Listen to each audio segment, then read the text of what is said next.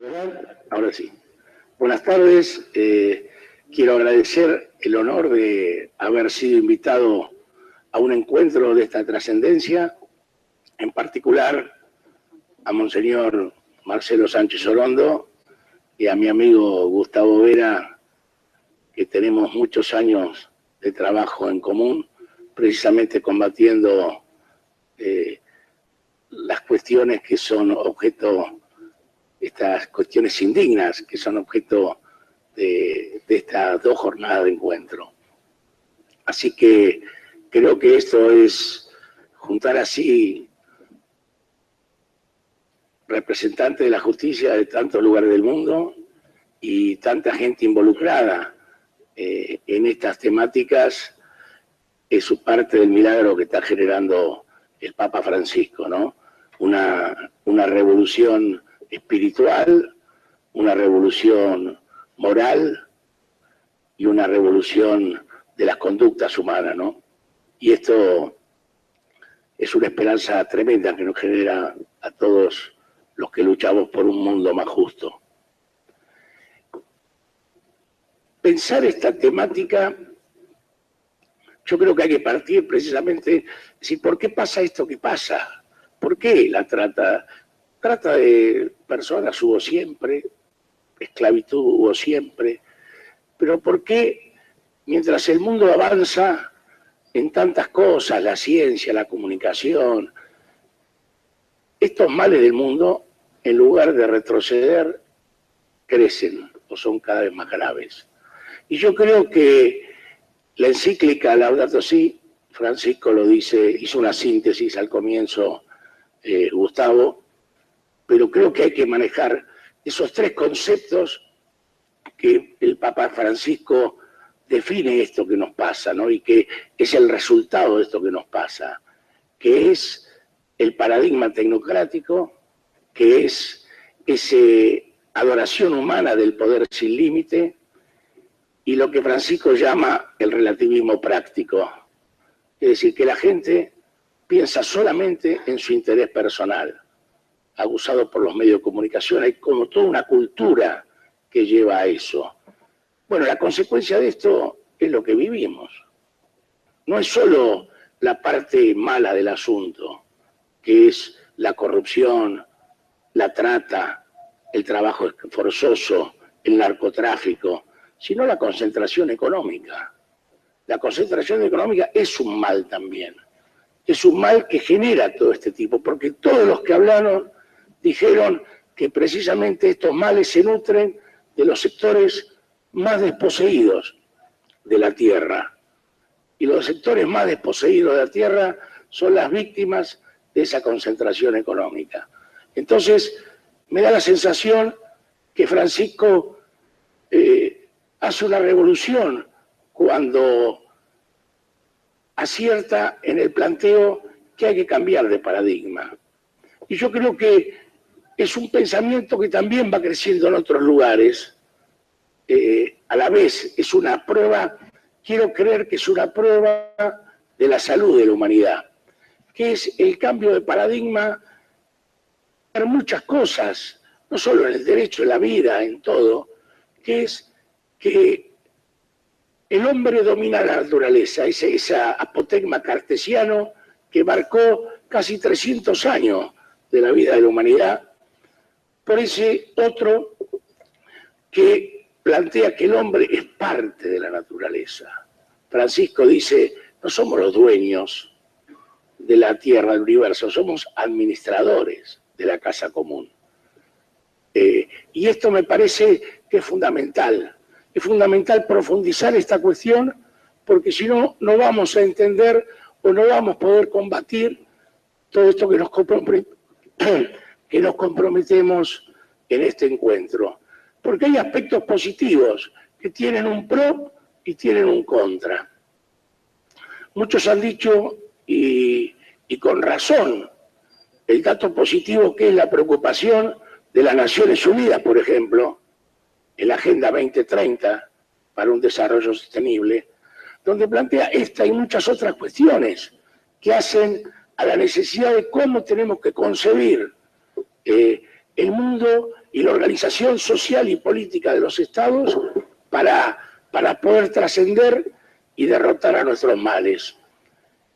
O la Organización Internacional del Trabajo, yo vengo de allí, vuelvo el domingo, donde entre otras cosas se está discutiendo el tema de los trabajadores migrantes que son por millones, y no empezó hoy ese tema, donde hoy nos escandalizamos por la situación de los refugiados que huyen de la guerra en Medio Oriente, pero el flujo de migrantes es muchísimo más grande, viene de todos los lugares más pobres de la tierra, y son migraciones por el hambre.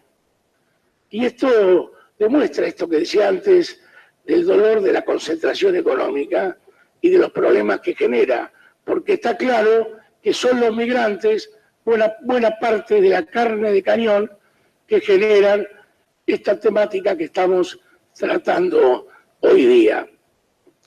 Pero fíjense usted qué paradoja. En 2014 la OIT aprobó un protocolo sobre trabajo forzoso al convenio 29, que ya perdió actualidad, y al 105, que lo complementó más adelante, que también nuevas formas de trabajo forzoso. Y al ser ratificado, no va un convenio, no soluciona los problemas de la humanidad, pero tenemos que tener presente que le dan una respuesta muy importante. Y saben que ese convenio ya pasaron 2 años y solo lo ratificaron 5 países. Con alegría que gracias al trabajo que en el 2014 venimos haciendo de la Secretaría de Derechos Humanos de la CGT, en el día de anteayer, el Senado de la Nación le dio sanción, que ya tenía media hace 15 días, a la ratificación de este protocolo, así que la Argentina es el 6º país firmante. Pero estos países que firmaron la Agenda 2030, preocupados por el trabajo forzoso, ¿por qué no ratifican este protocolo, que es una herramienta más donde demuestran su compromiso para avanzar en el combate? Vimos las leyes de Gran Bretaña, vimos del Reino Unido, vimos todo lo que ha hecho. Bueno, precisamente eso es la consecuencia de que Gran Bretaña ratificó ese protocolo. No se puede hacer una cosa por un lado y otra por el otro. Así que creo que en este trabajo, en este cambio de paradigma hacia la globalización de la solidaridad, tenemos que decir que hay muchas cosas para hacer en este sentido.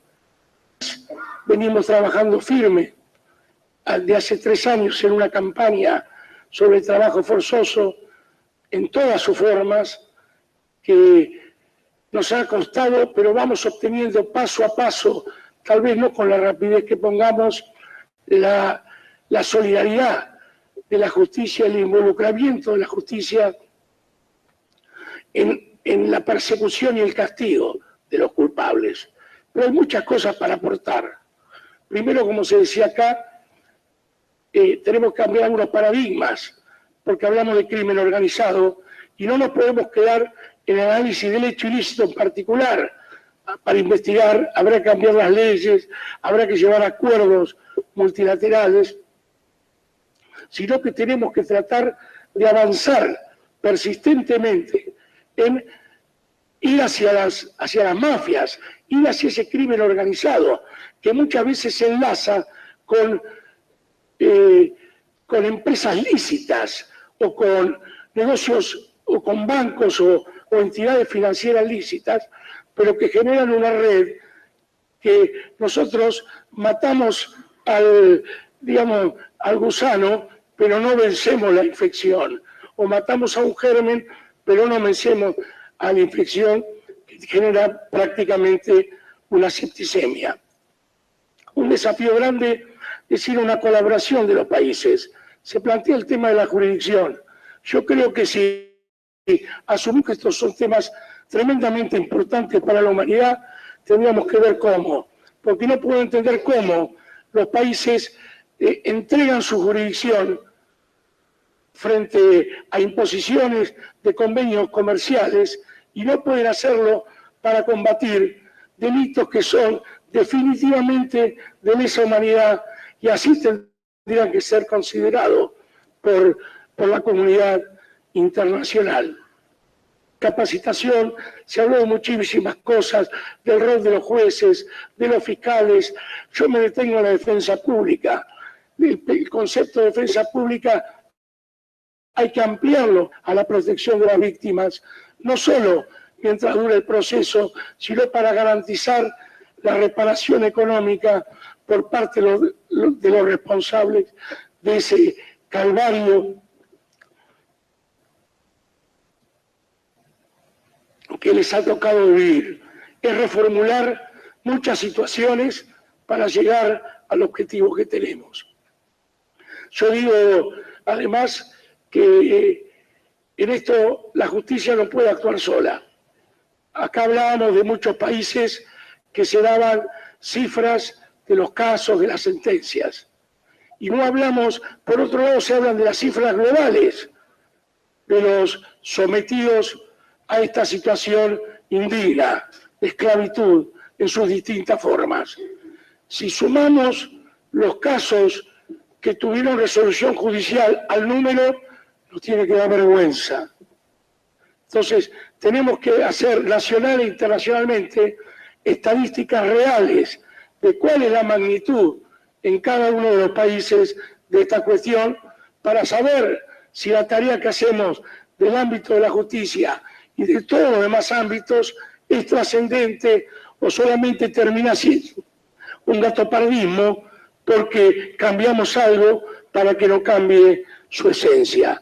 En ese sentido, la OIT plantea planes nacionales de lucha contra el trabajo forzoso. En la Argentina ya empezamos, lo planteamos en el Consejo de Salario, un organismo tripartito donde están los empresarios, y más allá de las declamaciones de responsabilidad social que nunca se concretan, los hemos convocado y al gobierno también a que integren y empecemos a delinear ese plan nacional donde están los sindicatos, están las ONG que trabajan. Hoy me enteraba de la ONG que preside Valeria Massa y digo, ¿por qué todo eso no se conjuga y no son solo expresiones aisladas o separadas, donde cuando es por separado se pierde el impacto? Eso lo puede hacer un plan nacional y eso es responsabilidad del Estado, fundamentalmente alcanzarlo. Empezamos la semana pasada nosotros con una convocatoria donde convocamos, aparte de lo que nombré, a las universidades, a las iglesias, porque tiene que ser un compromiso de toda la comunidad. La única forma de vencer esto es con participación, que la globalización de la solidaridad empiece en cada barrio, en cada municipio, en cada ciudad, en cada provincia, en cada estado, en cada región, para llegar así al conjunto del mundo. Termino, se me termina el tiempo y quería decir, volver a lo anterior. Tenemos que pensar muy claramente algo. La concentración económica. Está claro que a medida que la economía se concentra más en menos manos, crece la concentración económica, lo que crece mucho más exponenciales es la miseria. Y la miseria es el caldo de cultivo de todos estos dramas que estamos analizando hoy. Así que termino con una palabra, una frase de las Escrituras, corta pero contundente, que dice: la paz es el fruto de la justicia. Muchas gracias.